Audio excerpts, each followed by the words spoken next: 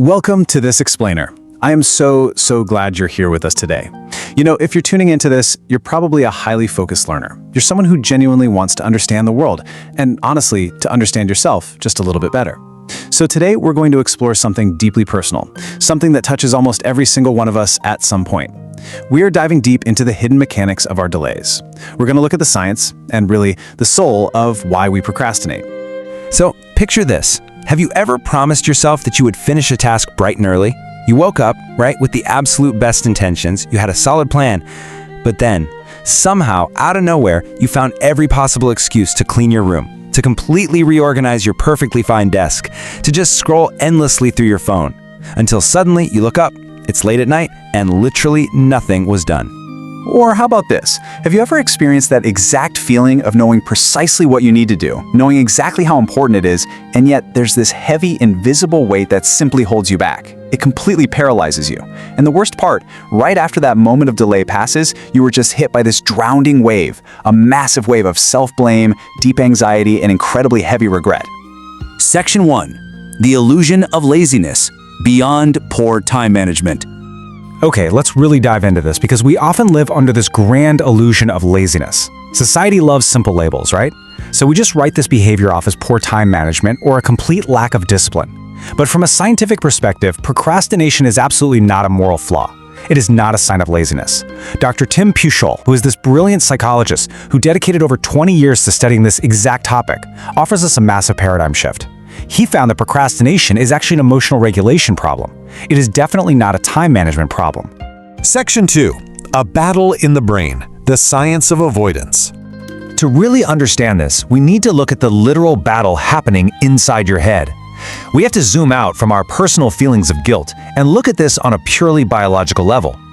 Your hesitation isn't a weakness of character. It's a direct physical conflict between two completely different regions of your mind. On one side, we have the amygdala. This is the oldest part of the brain. It manages our primal emotions and our survival reflexes. On the other side, we have the prefrontal cortex. This is a much newer, later evolved part of the brain that handles logical thinking, planning, and looking toward the future. Basically, think of your prefrontal cortex as the visionary CEO of your mind. It sets ambitious goals. It wants the absolute best for your career. But your amygdala, well, that's like a panicked, highly reactive security guard whose only job is to keep you safe from immediate pain. So, what happens when you face a task that feels difficult, boring, or deeply stressful? Imagine you're sitting down to write a massive proposal or an essay. The CEO, your prefrontal cortex, says, "All right, let's crush this. It's crucial for our future." But the security guard, your amygdala, looks at that blinking cursor on the blank white page and literally sees a saber-toothed tiger. It feels the impending boredom, the overwhelming fear of failure, the stress, and it screams, "Threat! Danger!" It perceives this task as a literal physical threat to your immediate comfort. So it triggers a genuine biological survival reflex.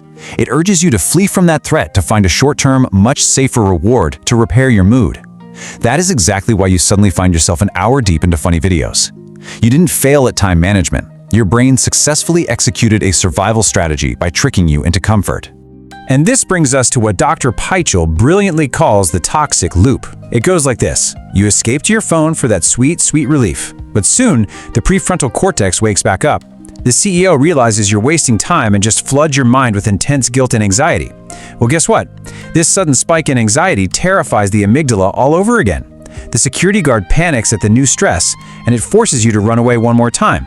And the loop just endlessly repeats. Section 3. The existential vacuum, finding meaning behind the resistance. Now, we must zoom out even further, moving beyond biology into something much deeper. We need to look through a profound philosophical lens. The legendary psychiatrist Viktor Frankl viewed this exact same phenomenon from a totally different perspective through his work in logotherapy. Frankl argued something beautiful, but honestly a little haunting. He believed chronic procrastination isn't always just about a task being too hard. Often, it means we have fallen into an existential vacuum. We lack the true meaning of what we are doing. We're fundamentally disconnected from our own lives. Think about the sheer weight of modern societal pressure we are all carrying today. We are constantly suffocated by peer pressure and driven by these arbitrary social media metrics. We spend so much of our days chasing hollow validation online, desperate to build a life that just looks impressive to everyone else.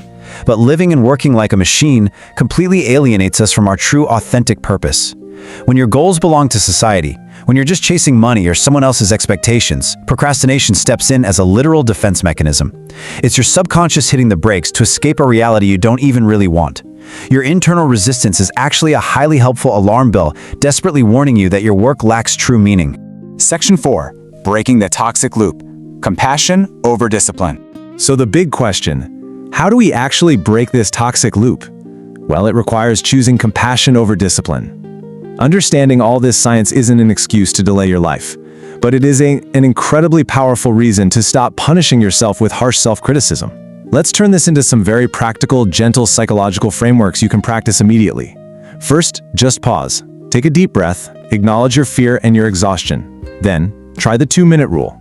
When you're paralyzed, just tell your panicked amygdala, hey, look, we are only going to work on this for 2 exact minutes. That's it. Then we can stop. 2 minutes is way too small to be perceived as a threat.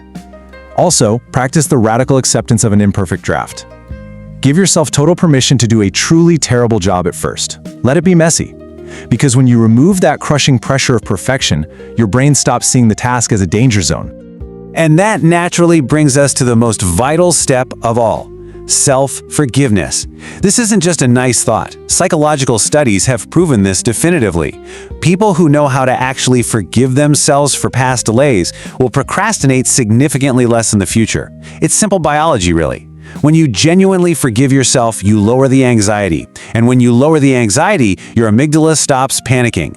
Self-forgiveness is quite literally the ultimate tool for breaking the biological cycle of delay. Ultimately, the essence of overcoming procrastination is not about becoming ruthlessly or coldly disciplined. It's about learning how to sit down and have a gentle, honest dialogue with the fear inside you. Because facing our internal fears and finding our true, authentic meaning is the most profound journey we can ever take. The journey of understanding yourself truly is and always will be the most rewarding journey of all.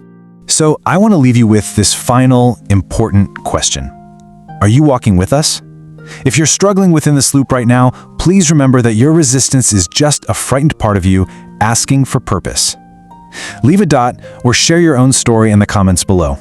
Let's remind each other that on this chaotic path to our truest selves, we are never, ever walking alone. Thank you so much for joining me on this explainer. Catch you next time.